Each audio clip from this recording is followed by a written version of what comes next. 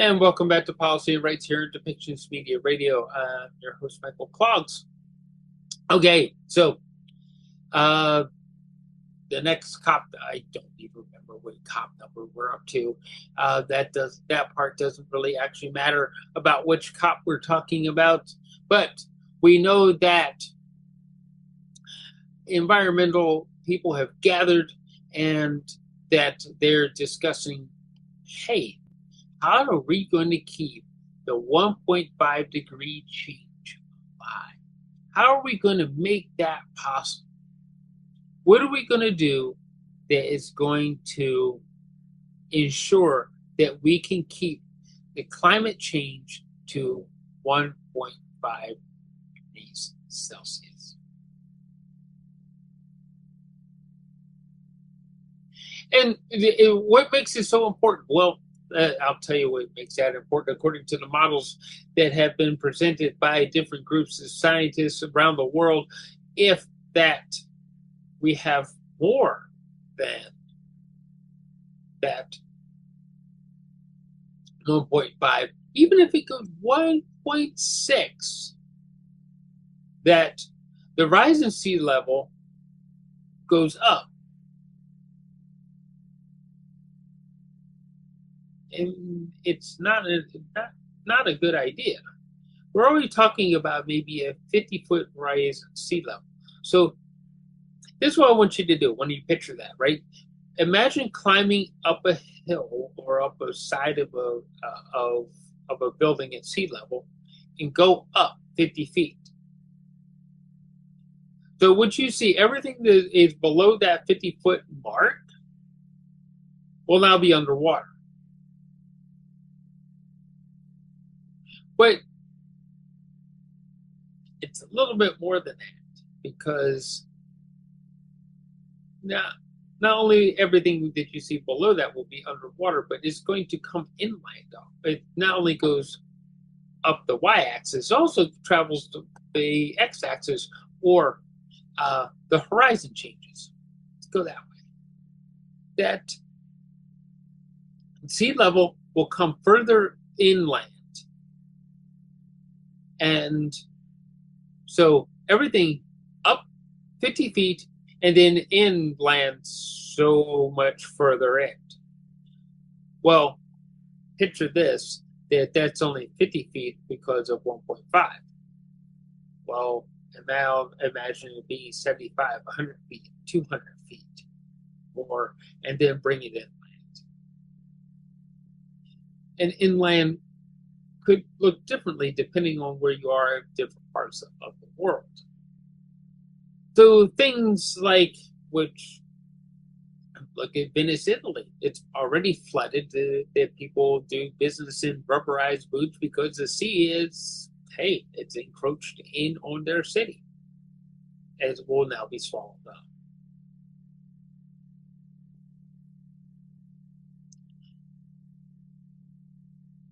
At anything greater than 1.5, it's gone.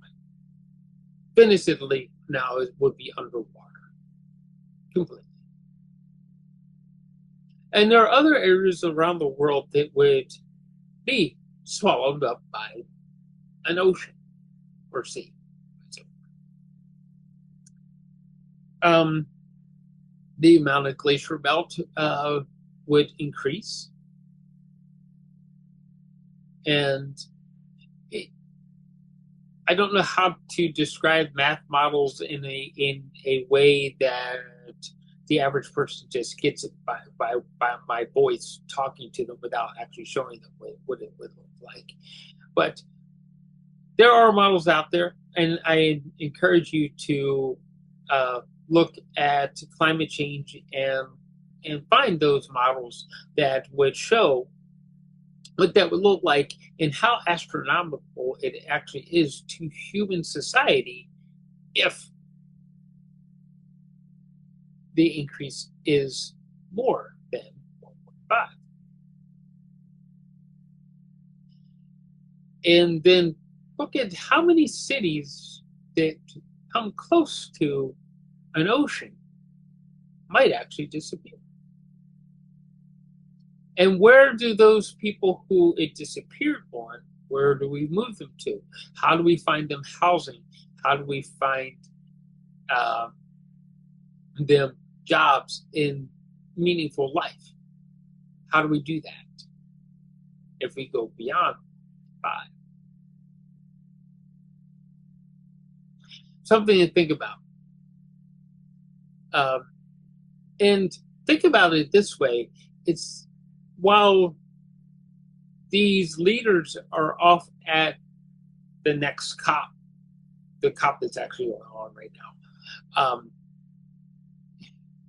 while they're looking for these solutions, think about the things that you could do right here, right now, that would actually help improve environmental situations.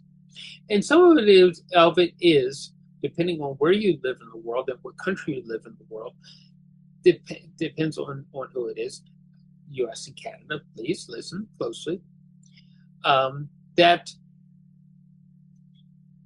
instead of going out every year and looking for, or every 2 years when you go looking for the next, latest, greatest cell phone, don't.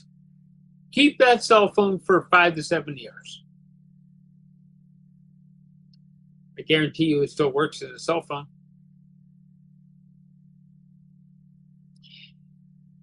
That when you decide that, oh, I want a new television, this one doesn't have enough lines of resolution to keep up with what I think today's technology should be, don't. Keep the old television until it can't be repaired anymore.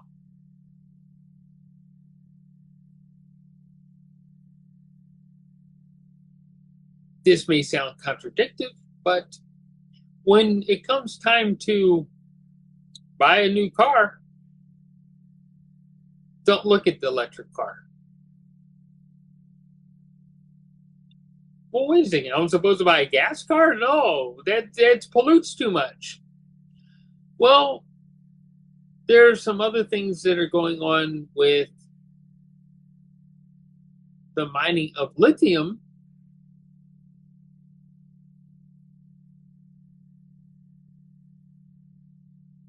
Look at all your options instead of saying, "Oh, I got to get rid of my old dinosaur of a burning car." Instead of looking to, because it has way too many miles on it, look at ways that you can maintain it, keep it fixed and running well, rather than buying a new one. The same thing with your electric car. See how you can stretch it out further instead of looking for the next latest, greatest thing. Curb those urgencies to buy new stuff.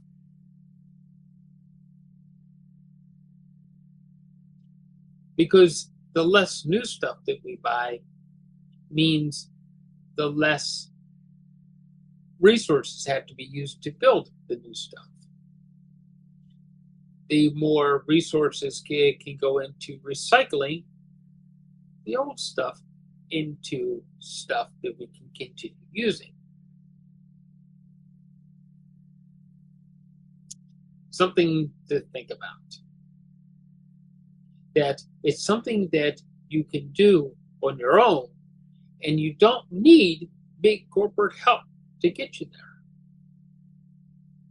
As comes until science and technology can come up with other ways to help our planet as we use our planet.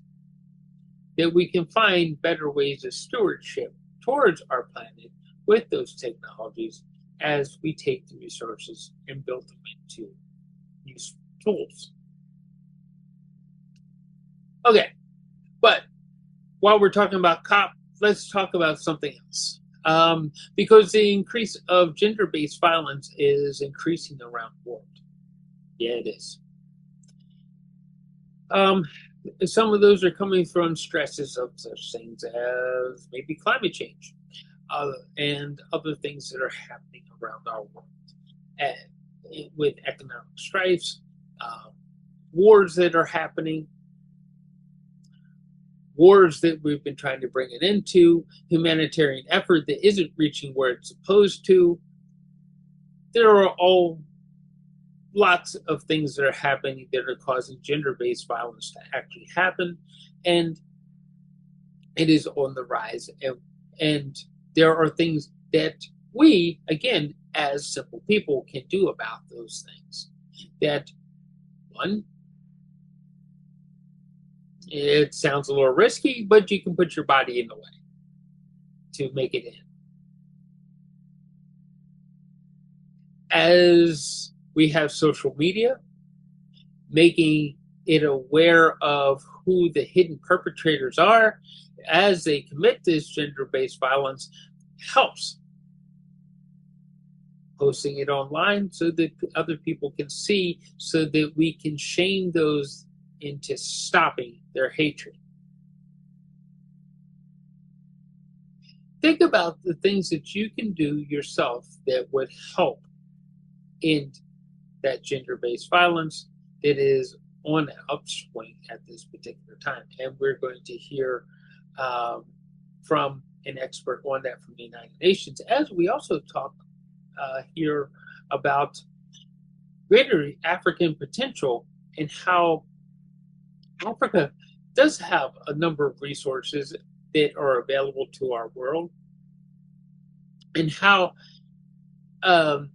ancient African culture has actually pushed a lot of technology forward, and how that some African-based education is helping the worlds of science and physics move forward into understanding our universe a little bit better. There's a lot of potential in Africa, so we're going to hear about some of that potential from the United Nations. And as it's spoken with in a press conference in New York City, and I believe that Antonio Guterres is actually going to start that conference off as we listen to it. So, climate change, think about what you can do. Gender-based violence, again, think about what you can do yourself to keep it from happening to your neighbor. So let's move forward, and we're going to hear from about African potential first, and then we're going to hear about gender-based violence, especially in areas such as Sudan and places in Africa. So let's get started.